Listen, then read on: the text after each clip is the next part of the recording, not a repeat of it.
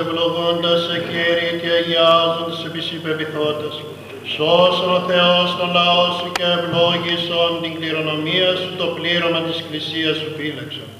Αγίασον Κύριος αγαπώντας την ευπρέπεια του οίκου σου, σοι αυτούς αντιδόξασον τη θεϊκή σου ενάμη και μια εγκαταλείπηση μας, τους ελπίζονται επί σε. Ειρήνη το κόσμο σου δώρες εκκλησίες σου της ιερεύσει, το στρατό και παντή το λαό σου.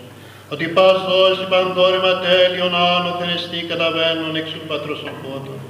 Και συ την δόξον ευχαριστίαν και προσκύνησιν αναπέμπομε, το Πατρί και το Υιό και το Αγίον Πνεύμα την Ήγια εις τους αιώνας των αιώνων. Το όνομα Κυρίου ευλογημένο να προδουνεί και έως του αιώνων. Το όνομα Κυρίου ευλογημένο να προδουνεί και έως του αιώνων. Το όνομα Κυρίου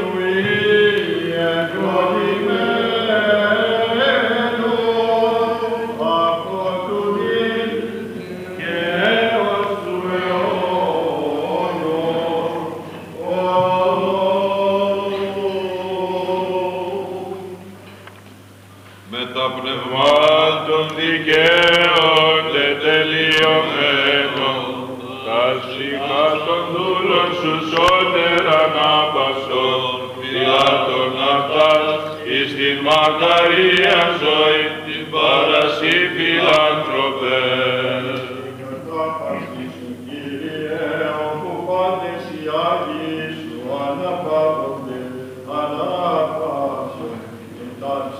Στον δούλο σου, ότι μόνος υπάρχεις αθάνατο. Δόξα Πατρί και Υιό και Αγίο Πνεύματι, Συ ο Θεός ημών ο κατά βάσης άδειν, και τα σωδυναλίστας των πεπαιδημένων, αυτός και τα ψυχάς των δούλων σου σώτερα να παυσών.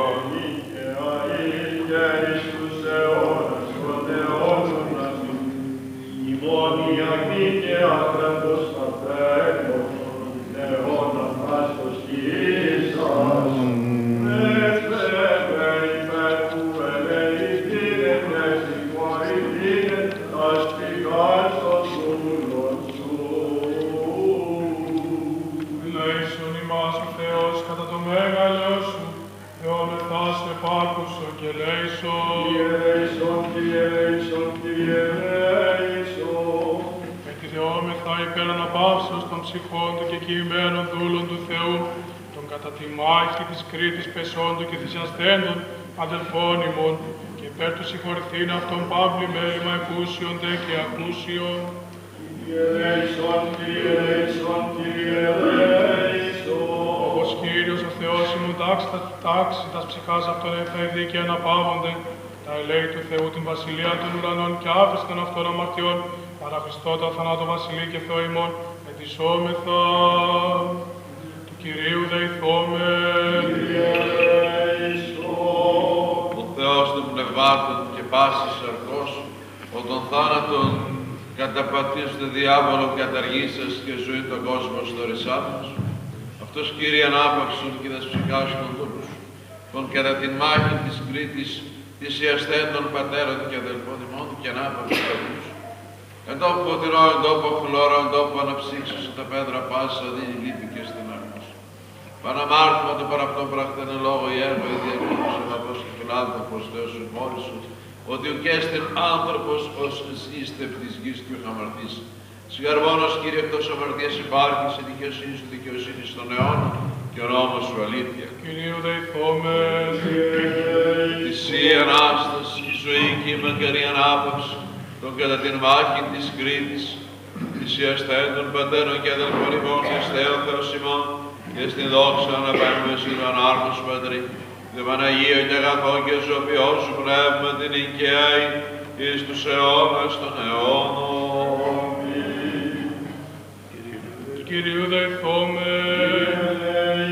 Ότι εσύ η Ανάσταση, η ζωή και η μακαρία ανάπαυσης, και κατά τη μάχη της Κρήτης θυσιαστέντων πατέρων και αδελφών ημών, Χριστέ ο Θεός ημών, και εσύ την δόξα να αναπέμπουμε, συν το ανάρχο σου Πατρί και το Παναγίο και αγαθό, και ζωοποιό σου πνεύματι, νυν και αεί και εις τους αιώνας των αιώνων.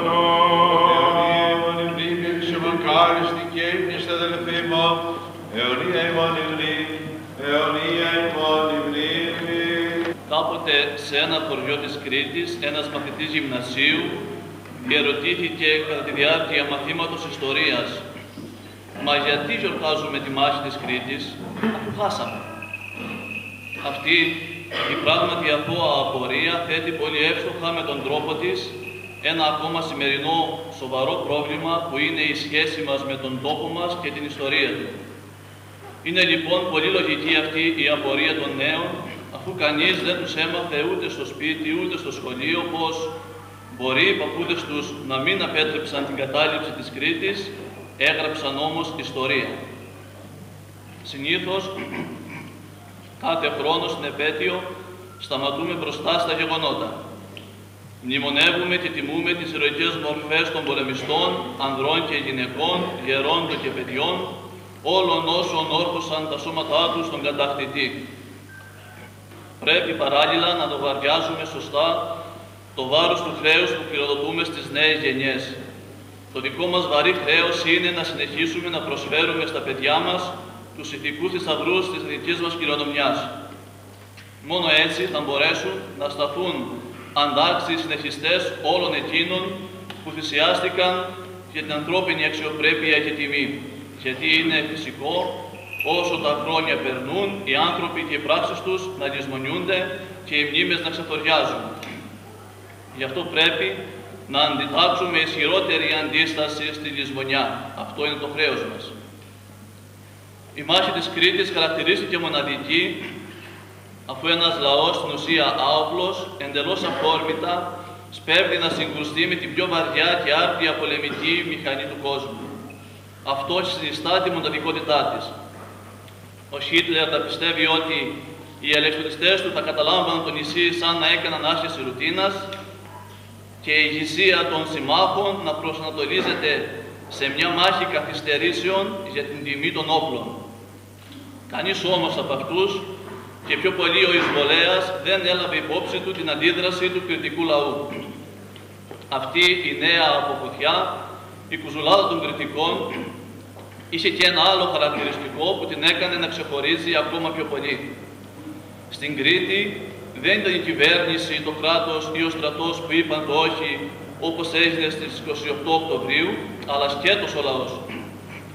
Ένας λαός που κατηγορήθηκε με ανακοινωθέντα του στρατηγίου του Χίτλερ πως δεν σέβονταν τη συνθήκη της Γενέβης, γιατί πυροβολούσε τους λεπτοτσιστές όταν ήταν ακόμα στον αέρα. Υπήρχαν και σχετικά σχόλια στις εφημερίδες, αλλά και σε ορισμένους κύκλους στη χώρα μας, οι κριτικοί χαρακτηρίζονταν βάρβαροι. Δίδαξαν όμως πρώτοι σε όλη την Ευρώπη αυτή την βαρβαρότητα, που σε λίγο καιρό θα την ονομάζανε εθνική αντίσταση.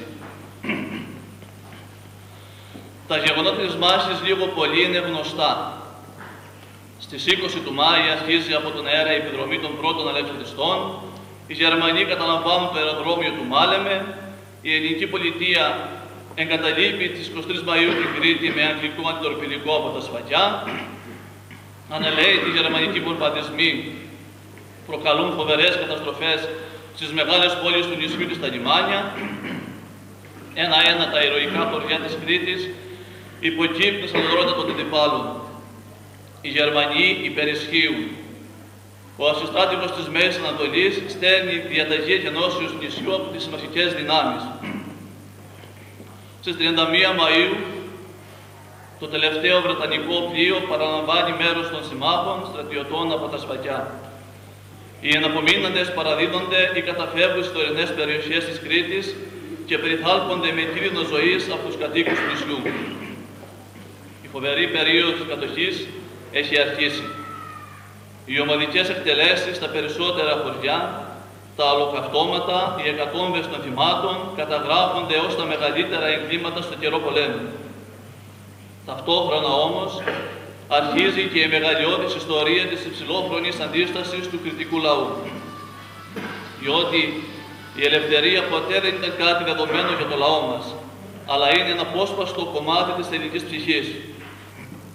Γιατί βέβαια, τουλάχιστον στον τόπο μας και ιδιαίτερα στην Κρήτη, αυτή ποτέ δεν χαρίστηκε, αλλά πάντοτε κατακτήθηκε με τις θυσίες των προγόνων μας. Ο έρωτας αυτός για τη λευτεριά, πυρήνας στο κίντερο της ελληνικής φυλής, αναδύθηκε για μια ακόμα φορά κατά τη μάχη της Κρήτης και τον αγώνα που επακολούθησε. Χαρακτηριστικό είναι το πρωτόκολλο τιμής και θυσίας για την απελευθέρωση της Κρήτης. Υποσχόμεθα δια του λόγου της τιμής μας ότι θα παραβλέψουμε πάντα κίνδυνον και πάσαν την δαπάνη, εργαζόμενοι ακαμάτως δια την απόδοση της ελευθερίας και την απομάκρυση των αιμοσταγών επιδρομέων. Θα συνεχίσουμε τους